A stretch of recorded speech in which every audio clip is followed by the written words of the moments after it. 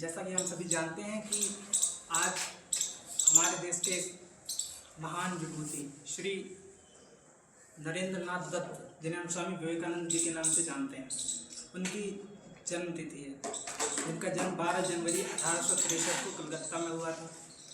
हम सभी जानते हैं। उनके माता जी महेश्वरी देवी, पिता क्या था, विश्वनाथ दत्त थे।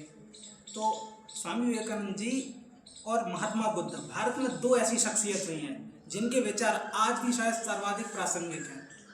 अगर उनकी बातों को या प्राचीन परिदृश्य में देखें या आधुनिक परिदृश्य में देखा जाए तो दोनों आज भी उतने ही, भारत की प्रगति हो या वैश्विक परिदृश्य में देखा जाए तो उतने ही यथार्थ प्रतीत होते हैं कि हम उनकी बातों को आज भी उतने ही अच्छे तरीके से फॉलो कर सकते हैं। स्वामी विवेकानंद जी के बारे में बहुत सारी कहानियाँ प्रचलित हैं।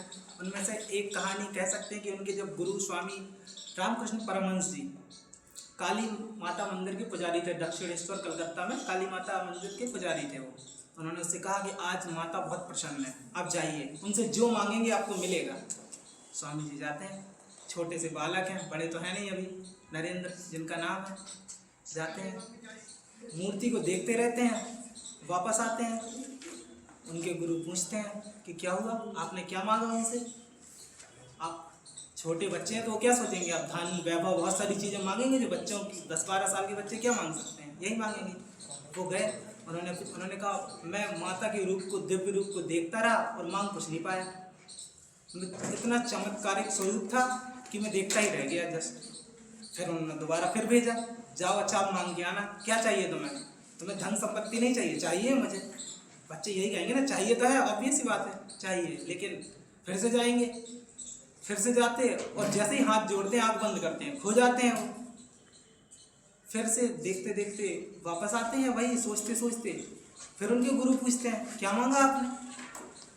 अरे मैं तो धन संपत्ति मांगने गया था, फिर से नहीं मांग पाया। अब क्या हुआ? बोले मैं इस बार मांग के आध्यात्म मांग के आया कि मुझे आपके साथ इतने सानिध्य में रहना है कि मुझे दिव्य और अलौकिक ज्ञान की प्राप्ति हो। तो उसी बात को ध्यान में रखते हुए स्वामी जी ने स्वतंत्रता आंदोलन में कभी हिंसा का साथ नहीं दिया, जबकि वो क्या कहते थे, उन्होंने ब्रिटिशर्स का प्रॉपर विरोध भी नहीं किया। वो मानते थे कि हमारे देश का विकास और पूरी दुनिया का विकास तभी होगा जब हम आध्यात्म और भौतिकवाद दोनों को एक साथ लेकर चले।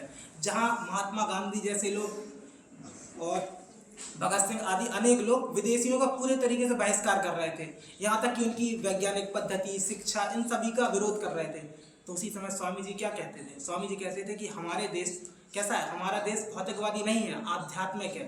हम पुराणों, संस्कृति, इन सब में विश्वास करते हैं। हमारे यहाँ की सभ्यता बहुत अद्भुत है। कभी सिंधु घाटी सभ्यता से लेकर आज भी हमारे यहाँ की ज्वलंत सभ्यता है हमारी। और जबकि पश्चिमी देशों की बात करें तो कैसी है, मटेरियलिस्टिक है। वहाँ पर वैज्ञानिक दृष्टिकोण है, जो चीज़ें बनाई जाती है अपने काम के उद्देश्य से बनाई जाती है, उससे क्या लाभ हो रहा है, हम कितने आगे बढ़ रहे हैं प्रॉस्पेरिटी के लिए। आपका जितना धन होगा उतने बड़े आप कहे जाएंगे।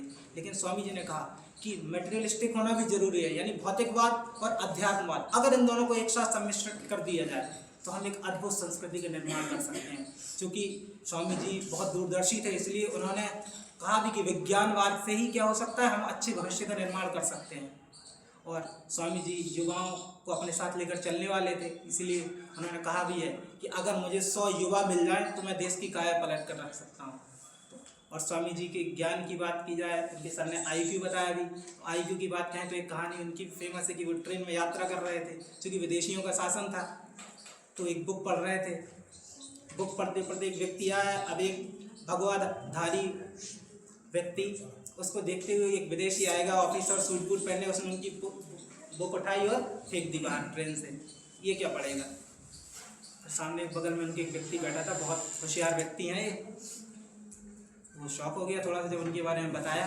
फिर उन्होंने उससे कुछ नहीं बोला, लेकिन उनसे कहा आप मुझे पेज दीजिए कुछ, और वो पेज दी और उन्होंने पूरी बुक हूबहू बिल्कुल कॉपी कर दी, डिट्टो।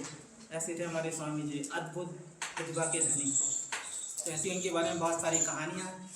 उनकी बात करें तो उन्होंने ज्ञान योग, कर्म योग, बहुत सारी पुस्तकें लिखी हैं।